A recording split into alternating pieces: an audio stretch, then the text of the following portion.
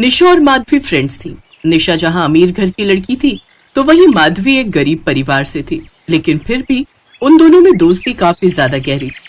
आज Valentine day था। वाह माधवी, तुम इस ड्रेस में कमाल के लग रही हो। और तुम भी निशा। Thank you. तो तुम दोनों भाइयों ने आखिर हम दोनों बहनों को फंसा ही लिया। हाँ अच्छा जी, हमने तुम्हें फंसा लिया या तुमने हमें फंसा लिया? हाँ, हम हैं भी तो इतने हैंडसम, क्या करें? अरे जाओ जाओ अपने मुंह मियां मिट्टू, तुम लड़के तो बस हमेशा अपनी तारीफ करते रहते हो। अच्छा ये बताओ, तुम दोनों शादी कब कर रही हो हमसे? विवेक, मैं एक गरीब परिवार से हूँ। निशा की गरीब सहेली बनने के ताने मुझे हमेशा लोगों से सुनने पड़ते हैं। अब तुमसे भी मैं शादी कर लूंगी तो लोग तो ना जाने मुझे कैसे कैसे ताने देंगे। ओए, तू ना लोगों की चिंता मत कर और तेरे माँ बाबा को मैं मना लूंगी। अरे यार सोचना, हम दोनों एक ही घर में रहेंगे, हम चारों खूब मस्ती करेंगे, घूमेंगे फिरेंगे, खूब धमाल करेंगे, बड़ा मजा आएगा। कुछ दिनों बाद उनके सब परिवार वाले एक दूसरे से मिलते हैं, फिर सबकी रजामंदी से उनकी शादी हो जाती है। दोनों सहेलियां देवरानी जेठानी बनकर एक ससुराल में आ जाती हैं। शादी के 4 महीने बाद दोनों सहेलियां खुशी से रहती थी, साथ में अपनी सास का भी खूब ख्याल रखती थी और एक दूसरे से हर बात शेयर करती। उनके पति अपना बिजनेस चलाते थे। धीरे धीरे दोनों भाइयों में काम को लेकर अनबन होने लगी। ये तुम क्या करने वाले थे अर्जुन? आज हमारे हाथ से इतनी बड़ी डील चली जाती तो हमारी कंपनी पूरी तरह बर्बाद हो जाती। कुछ भी मत बोलिए भैया, मैंने बहुत सोच समझकर ये प्लान तैयार किया था और ये हमारी कंपनी के लिए एकदम परफेक्ट था। आपकी वजह से आज इतना बड़ा प्रोजेक्ट रुक गया। ऐसा कुछ नहीं है अर्जुन, कंपनी का प्रॉफिट और लॉस मुझे भी समझ में आता है और तेरा आइडिया बिल्कुल बकवास था। ऐसे तो हमारी कंपनी डूबी जाती, इसलिए मुझे अपना आइडिया सामने रखना पड़ा। रहने दो भैया, मेरा मुंह मत खुलवाओ। मैं कब से देख रहा हूँ, जब से आप कंपनी संभाल रहे हो आप अपनी ही चलाते हो। आप मुझे कभी आगे आने ही नहीं देते, चाहे फिर वो घर के फैसले लेने की बात हो या कंपनी की। लेकिन बस अब और नहीं, अब मुझे बंटवारा चाहिए। ये तू क्या बोल रहा है अर्जुन? कुछ भी मत बोल। कुछ नहीं, मैंने एक बार कह दिया ना बंटवारा चाहिए तो मतलब चाहिए। दोनों के गुस्से से लाल मुंह देख उनकी माँ जानकी उनसे इसकी वजह पूछती है। क्या हुआ तुम्हें? तुम दोनों का मुंह क्यों फुला हुआ है? माँ, हम दोनों भाइयों को बंटवारा चाहिए। क्या तुम दोनों को बंटवारा चाहिए? तुम दोनों का दिमाग तो खराब नहीं हो गया? अरे तुम दोनों की पत्नियां 4 महीने से गर्भवती हैं और ऐसी हालत में अब तुम्हें बंटवारा चाहिए? मैंने कह दिया ना माँ, मुझे बंटवारा चाहिए मतलब चाहिए। ठीक है माँ, इसे यही सही लगता है तो दे दीजिए इसे बंटवारा।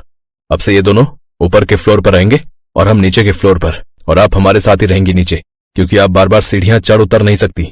हाँ माँ जी, आपको जो भी खाना होगा मुझे बता देना, मैं बना दूंगी। और मैं पेट से हूँ तो आप मुझे कैसे ध्यान रखना है, क्या खाना है ये भी बता देना। हाँ तो क्या हो गया, गर्भवती तो मैं भी हूँ, माँ जी की जरूरत तो मुझे भी है। और माँ जी आप मेरे साथ ऊपर वाले फ्लोर पर रहेंगी ना, तो मैं मसाजर से आपके घुटनों और पैरों की मसाज भी कर दूंगी। लेकिन आपकी इस गरीब बहू के पास तो कुछ भी नहीं है। कोई बात नहीं माँ जी, मेरे हाथ तो है, मैं हाथों से ही आपके पैरों को दबा दूंगी। अरे बस करो तुम दोनों, इन दोनों भाइयों ने बंटवारा क्या किया, तुम दोनों बेस्ट फ्रेंड्स बनी फिरती थी, अब तुम दोनों भी शुरू हो गई। ठीक है, लगता है तुम सब यही चाहते हो तो फिर ठीक है, अब से अमीर वाली बहू यानी निशा ऊपर रहेगी और गरीब वाली जेठानी नीचे। उन दोनों के इस झगड़े में सास खुद ही पिस जाती हैं। एक रोज, माँ जी ये लीजिए चाय। इतनी काली चाय बहू? माफ करना माँ जी, वो घर में दूध खत्म हो गया है और ये आज मुझे दुकान से दूध देकर जाना भूल गए और मेरे पास पैसे भी नहीं दिए। तभी छोटी बहू निशा ऊपर से आवाज लगाती है, अरे माँ जी आप ऊपर आ जाइए, मैंने आपके लिए बढ़िया सा मैंगो शेक बनाया है, जल्दी आ जाइए। बहू ये चाय पीने की इच्छा नहीं हो रही, मैं थोड़ी देर छोटी बहू का हालचाल पूछ कर आती हूँ।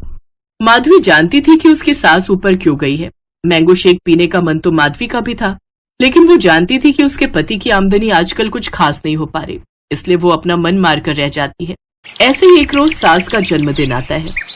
सुनिए, कल माँ जी का जन्मदिन है तो मैं सोच रही थी कि क्यों ना हम उनकी पसंद का कुछ खाना बनाएं, उन्हें अच्छा लगेगा। मेरे पास कुछ पैसे रखे हैं, मैं उन्हीं से माँ जी के लिए कुछ पकवान बना दूंगी। अब ठीक है माधवी, लेकिन तुम इस हालत में इतना कुछ कैसे बनाओगी? कोई बात नहीं जी, मैं कर लूंगी, आप बस मुझे थोड़ा सामान ला कर दे देना।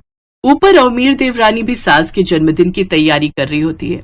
अगले दिन निशा कमरे को अच्छे से डेकोरेट कर देती है और बाहर से खाना और केक ऑर्डर कर देती है। तो वहीं गरीब बहू सास की पसंद का खाना जैसे छोले, आलू, पूरी, रायता बना लेती है और मीठे में हलवा बनाकर तैयार कर लेती है। फिर बड़ी बहू और बेटा अपनी माँ का आशीर्वाद लेकर उन्हें जन्मदिन की बधाई देते हैं। आपको जन्मदिन की ढेरों बधाई हो माँ। जन्मदिन मुबारक हो माँ जी। बहुत बहुत शुक्रिया बच्चों, सदा खुश रहो। ऊपर से अमीर बहू ये सब देखकर जल रही होती है। फिर अर्जुन को वो अपनी माँ को लाने नीचे भेज देती है। माँ, हम भी आपका जन्मदिन मनाना चाहते हैं। मैं और निशा कब से आपके आने की राह देख रहे थे। निशा ने आपके लिए केक और बाहर से खाने का ऑर्डर किया है। फिर जानकी अर्जुन और निशा के साथ ऊपर जाती है, केक काटती है, फिर बाहर का थोड़ा सा खाना भी खाती है और सबके साथ डांस करती है। बस बच्चों, अब मैं बहुत थक गई नाच कर और अब पेट भी भर गया। अच्छा, अब मैं नीचे चलती हूँ, आराम कर लेती हूँ।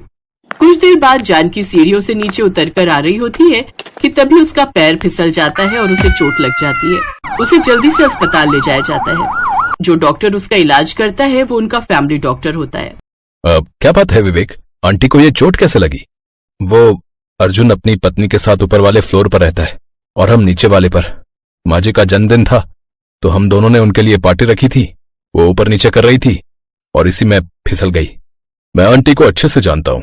वो अपनी दोनों बहुओं का अच्छे से ख्याल रख रही होंगी और उनका मन रखने के लिए उनका हर कहा भी मान रही होंगी। लेकिन अब उनकी उम्र नहीं है ऊपर नीचे करने की, इसलिए अब उन्हीं के लिए कम से कम तुम सब एक साथ हो जाओ। नहीं तो ऐसा ना हो कि इस सब में तुम सब आंटी जी को खो दो। उस डॉक्टर की बात उन दोनों भाइयों को समझ आ जाती है। वो चारों एक दूसरे से माफी मांगते हैं। अब वो सब एक साथ खुशी खुशी रहने लगते हैं।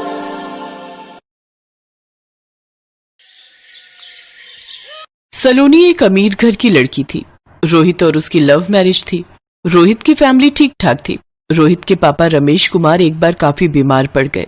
उसके बाद से रोहित ने अपने पापा को काम करने के लिए मना कर दिया और छोटा भाई अभी पढ़ाई कर रहा था, इसलिए घर में कमाने वाला रोहित ही था। रोहित, ये क्या? तुमने मुझे सिर्फ 500 रुपए पकड़ाए हैं। तुम्हें पता भी है ब्यूटी पार्लर का खर्चा कितना है? कम से कम भी लगाओ तो 10,000 मुझे चाहिए। सलोनी, 10,000 कैसी बातें कर रही हो? 1,000-2,000 की बात और है, वो भी मैं तुम्हें बड़ी मुश्किल से निकाल कर दूंगा। पर 10,000 रुपए तुम सिर्फ पार्लर में खर्च कर दोगी तो मुझे तो बाकी घर का खर्चा भी देखना है ना।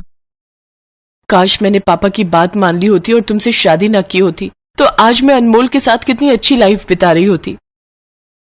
आखिर तुम्हारे मुंह पर वो बात आ ही गई ना कि अनमोल एक पैसे वाले खानदान का लड़का है।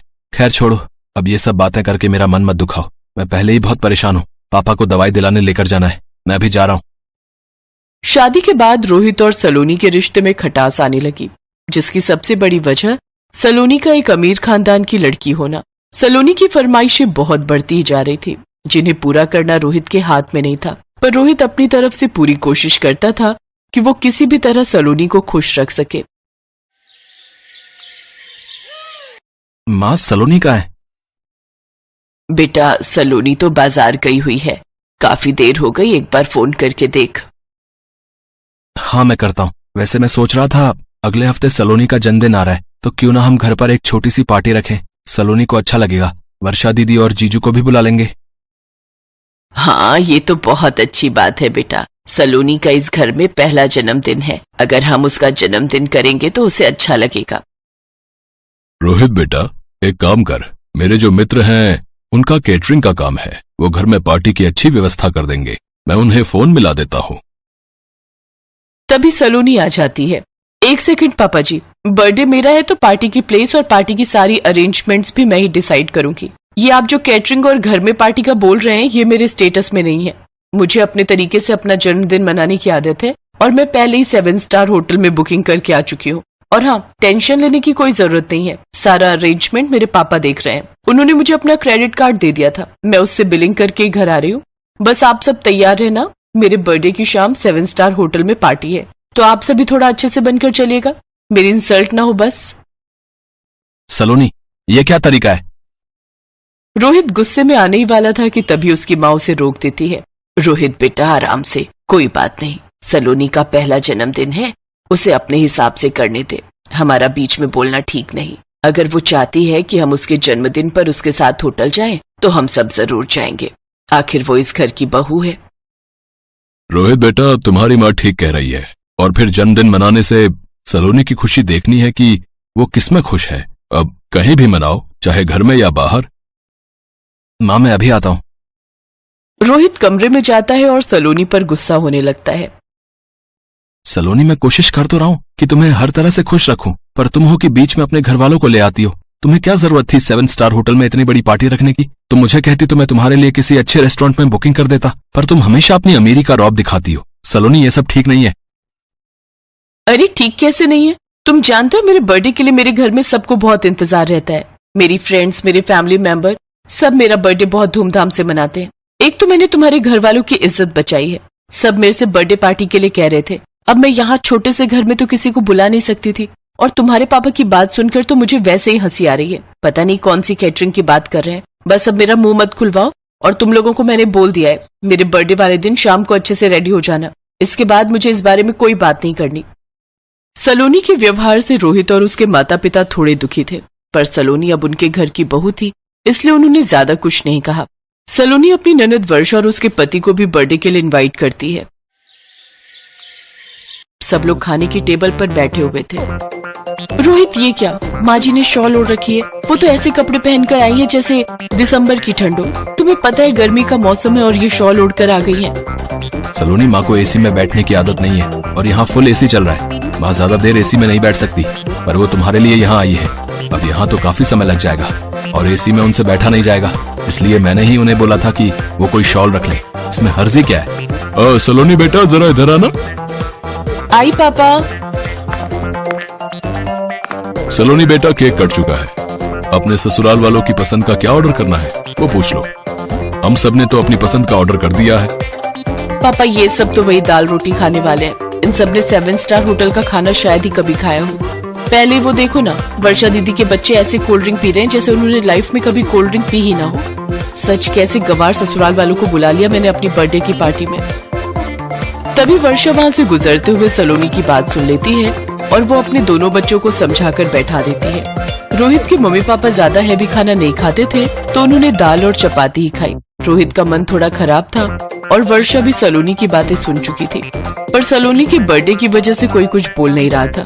कुछ देर बाद उसे उसके दोस्त दोबारा डांस के लिए बुलाने लगते हैं। सलोनी, आ ना यार, थोड़ा और डांस करते हैं। तेरा बर्थडे है, कितना मजा आ रहा है यार। यार बहुत थक गई हूँ, इतनी देर तो तुम लोग के साथ डांस किया है। अच्छा ठीक है, चलो। सलोनी जैसे ही दोबारा डांस के लिए उठने लगती है, अचानक चेयर के कोने से उसकी ड्रेस फंस जाती है और पीछे से पूरी फट जाती है। सलोनी एकदम से बैठ जाती है। अब यार, मेरे ना पैर में एकदम दर्द हो गया है। एक काम करो, तुम लोग करो डांस, मैं अभी आती हूँ। सलोनी बेटा, मैं जरा तुम्हारे पापा के साथ रिसेप्शन पर होकर आती हूँ। तुम्हें काम तो नहीं है ना? नो मॉम, मैं ठीक हूँ, आप हो आओ। काफी देर तक सलोनी चेयर से जब नहीं उठी तो रोहित परेशान हो गया। क्या बात है सलोनी, तुम इतनी परेशान क्यों हो रही हो? मुझसे तो कह सकती हो। रोहित, मेरी ड्रेस पीछे से फट गई है, और वो इतनी ज्यादा फटी है कि मैं उठ भी नहीं सकती। अब सबसे मैं क्या कहूँ कि मैं क्यों नहीं खड़ी हो सकती? बहुत देर से सब मुझे बुला रहे हैं, मुझे कुछ समझ नहीं आ रहा मैं क्या करूँ। रोहित अपनी माँ और बहन से इस बारे में बात करता है। वो लोग सलोनी के पास जाती हैं। सलोनी बेटा, तुम चिंता मत करो, ये लो तुम मेरी शॉल ओढ़ लो, तुम आराम से खड़ी हो सकती हो। रुको, मेरे पास ये केशवी का रबर बैंड है, मैं इस शॉल को थोड़ा स्टाइल में तुम्हें पहना देती हूँ। आजकल रील में आता है ना अलग अलग तरीके से शॉल को पहनना, मैं उसे स्कार्फ के स्टाइल में तुम्हें पहना देती हूँ। वर्षा सलोनी को स्कार्फ की तरह शॉल पहना देती है। सब लोग सलोनी को इस नए लुक में देखकर उसकी बहुत तारीफ करते हैं। किसी को ये पता नहीं था कि सलोनी ने आखिर इस स्कार्फ की तरह शॉल क्यों पहना है। अरे वाह सलोनी, ये शॉल का स्टाइल तो बहुत ब्यूटीफुल लग रहा है। वो मुझे थोड़ी ठंड लग रही थी, इसलिए माँ जी ने अपना शॉल मुझे दे दिया, और वर्षा दीदी ने इसे स्टाइल में पहना दिया। बहुत केयरिंग है मेरे ससुराल वाले, मेरी बहुत केयर करते हैं। आई एम वेरी लकी कि मुझे इतनी अच्छी ससुराल मिली है। थैंक यू माँ जी, थैंक यू दीदी। सलोनी समझ चुकी थी कि वो घमंड में आकर अपने कितने अच्छे ससुराल वालों का मन दुखा रही थी। सलोनी अपने व्यवहार को बदलती है, और उस दिन से वो अपने ससुराल वालों को बेहद प्यार और सम्मान देने लगती है।